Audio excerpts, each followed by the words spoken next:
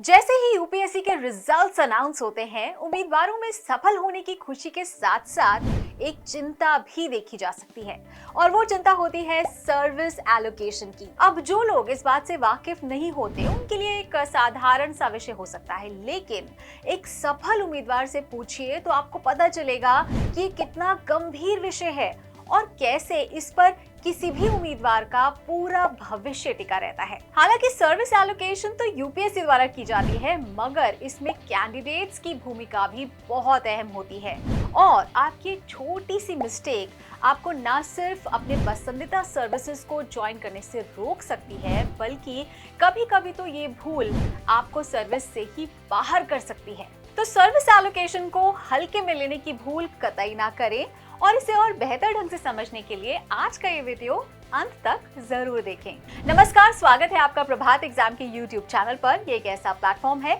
जहां आपको मिलती हैं सभी कम्पिटिटिव एग्जाम से जुड़ी महत्वपूर्ण जानकारियां जो आपको किसी भी एग्जाम में सफल होने में काफी मदद कर सकती हैं। अगर आप हमारे YouTube चैनल पर पहली बार आए हैं तो हमें लाइक और सब्सक्राइब जरूर कर लें और हमारे लेटेस्ट वीडियो सबसे पहले आप तक पहुंचे इसके लिए सब्सक्राइब बटन जरूर प्रेस कर दें।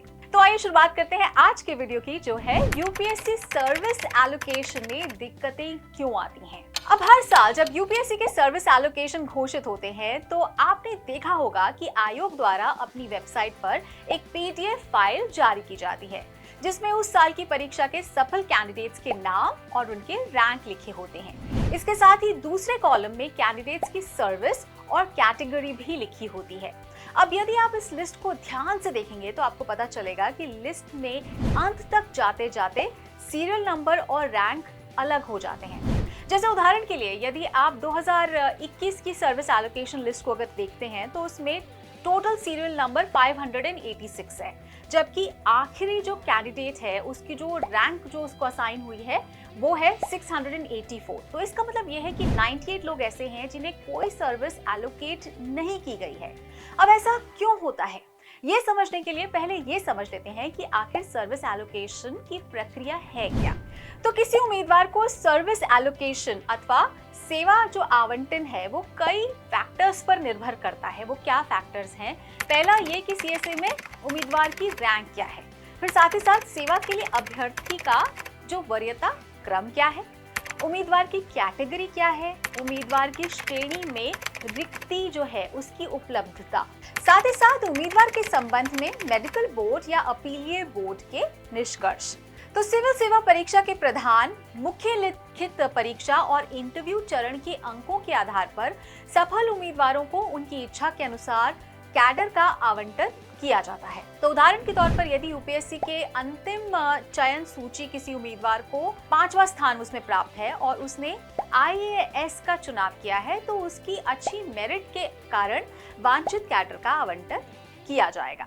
वहीं यदि किसी उम्मीदवार की रैंक मान लो 200 से भी अधिक है तो कम मेरिट के चलते ये कैडर मिलने की संभावना कम हो जाती है। तो इस स्थिति में उसकी दूसरी या तीसरी वरीयता की जो सेवा है वो उसको आवंटित की जाती है। अब मान लीजिए कि किसी ने पहली रैंक प्राप्त की और उसकी फर्स्ट प्रेफरेंस आईपीएस है, तो जिसकी रैंक 181 है उसकी प्रेफरेंस यदि आईएएस है तो उसे आईएएस मिल जाएगा। इसी तरह हर कैटेगरी में अलग अलग सर्विसेज के लिए सीट रिजर्व्ड होती है और जो कैंडिडेट जिस कैटेगरी को बिलोंग करता है उसमें उसकी रैंक के आधार पर सर्विस एलोकेट कर दी जाती है। अब सवाल ये उठता है कि कुछ लोगों को सर्विस एलोकेट क्यों नहीं हो पाती। तो इसका सबसे बड़ा कारण है कि उनका जो प्रेफरेंस ऑर्डर है वो सही ना होना और उनके सर्टिफिकेट्स पूरे ना हो पाना। तो इस तरह की समस्या खास तौर पर ईडब्ल्यूएस और ओबीसी नॉन क्रीमी लेयर के स्टूडेंट्स के सामने पेश आती है, क्योंकि वो अक्सर अपना इनकम सर्टिफिकेट या तो बनवाकर भूल जाते हैं और या फिर उनके पास जो सर्टिफिकेट होता है वो पुराने सालों का होता है, जबकि आयोग ने यह स्पष्ट कर रखा है कि इनकम सर्टिफिकेट उसी साल की होनी चाहिए जिस साल आप परीक्षा देने जा रहे हैं। तो भी कभी कभी ऐसा समस्या का सामना करना पड़ता है जिनकी मेडिकल फिटनेस पूरी नहीं हो पाती या फिर उनकी डिसेबल जो कैटेगरी है उसके लिए मेडिकल जो सर्टिफिकेट है वो रेलेवेंट नहीं हो पाता। हालांकि मेडिकल सर्टिफिकेट्स के केस में अक्सर बोर्ड आपको 6 महीने का समय दे देता है, मगर यदि आप आपकी इनकम सर्टिफिकेट में गड़बड़ी है, आपको शायद कोई टाइम नहीं दिया जाएगा। तो दोस्तों, आपको भी सर्विस एलोकेशन को पूरी गंभीरता से ट्रीट करना चाहिए और अपना जो DAF है वो अच्छी तरह से सोच समझ कर भरें। साथ ही यदि आप ऐसे कैटेगरी से आते हैं जिसमें आपको अलग से सर्टिफिकेट्स की जरूरत पड़ती है, तो उन पेपर्स को आज ही दुरुस्त कर दें। तो दोस्तों, अगर आपको हमारा वीडियो पसंद आया हो तो अपने फ्रेंड्स के साथ भी इसे जरूर शेयर कर लें, और अगर आपके पास हमारे लिए कुछ सवाल या सजेशन है तो कमेंट बॉक्स में लिखकर हमें जरूर बता दें। तो जल्दी आपसे फिर मुलाकात होगी एक नए टॉपिक पर, एक नए वीडियो के साथ। देखते रहिए प्रभात एग्जाम। नमस्कार।